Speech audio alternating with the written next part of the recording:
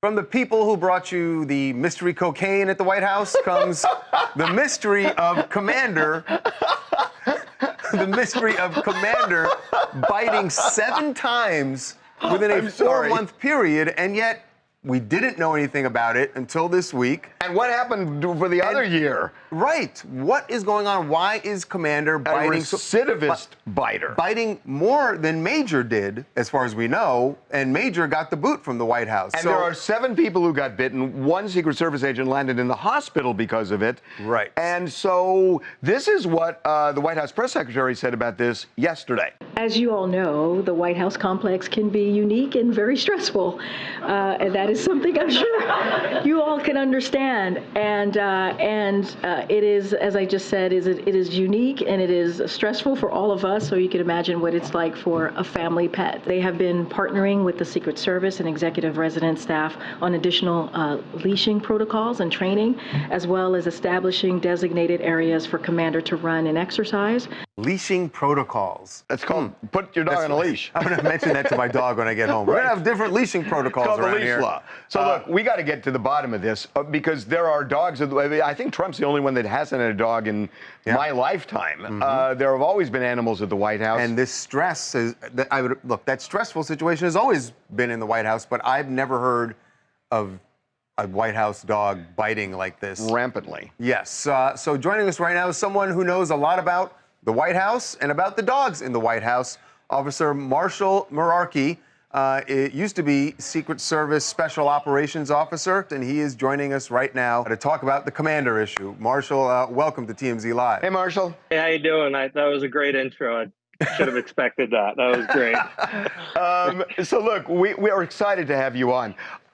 We just got to unpack this with you. So they're saying that in a 4-month period, that I believe was around January. Ended in January. Commander bit 7 different times, 7 people. How unusual is this? How concerning is this? And how could this go under the radar for so long? So I can't comment specifically on the situations. I wasn't there, but if you think of the complexity of the White House, I mean, you have thousands of staffers walking around. You have people everywhere. You have individuals with weapons and guns hanging from it. It's extremely hard to train a dog to be normal in that situation and not react. In my opinion, there's no bad dogs. They need the training, they need the familiarization. Throwing a dog in a place like the White House complex, just the variables there are countless. What happened? Because we never heard of Bo biting anyone. Did Bo bite? Well, so you're also talking on Portuguese water dogs versus German shepherds, right? So breed does play a big part into it. So there, even when I first started with Bush, when they had Miss Beasley there, you would always call out where the dog was. There was always somebody with the dog, when I was there. And then same thing, I was on Obama and Vice President at the time, Biden, SWAT detail for all 8 years. It usually worked the daytimes at the White House and then night times at the Naval Observatory, Vice President's residence with the dog. The dog's usually with the trainer, and they're also calling out all the dog's movements. You know where the dog's at. You know where the dog's coming from. The Secret Service agents would call, post 1, post 2, the dog. That way, the dog's not just coming around a corner and walking into a crowded room full of hundreds of people and getting startled and having an incident. There used to be a maxim in the law, every dog is entitled to 1 free bite. Once you know the dog bites, you have to then take precautions to make sure it doesn't bite again. So after the second, you would think there would be an alarm bells that would sound, and yet there were 7, and we're now months later, half a year later, the White House is saying we're looking at leash and training protocols.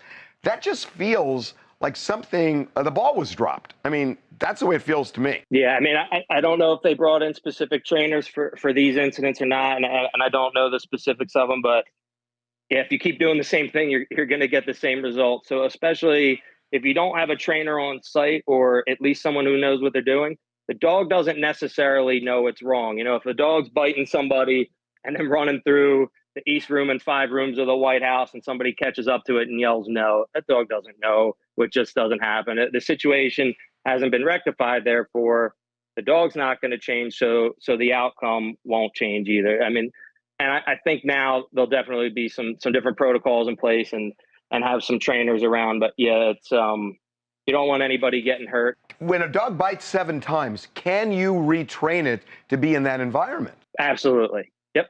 Absolutely, you can. I mean, these dogs bite by nature, even from overseas. They're taught to bite almost from birth, and we get them, train them to bite. I can get him, I can walk him through every room in the White House, off leash, off muzzle, around thousands of people, and he won't be aggressive towards a single person. And I can turn around and send him, on an apprehension in the same scenario, and he can go back and forth. So you can absolutely do it. It's just like anything else. You got to put in the time, you got to put in the effort, you got to put in the hours. No, hopefully they will. Marshall, thank you so much for being with us. By the way, we should mention, I know you have a nonprofit. You are still doing some great work with dogs, even though you're not working at the White House anymore. But you and Hurricane are doing some good work. If you could tell people about that. Yeah, we started Hurricane's Heroes. We sponsor 127 retired police and military dogs, and we cover all their medical bills in retirement. So that was our way to give back. I had such a great career. Hurricane had such a great career.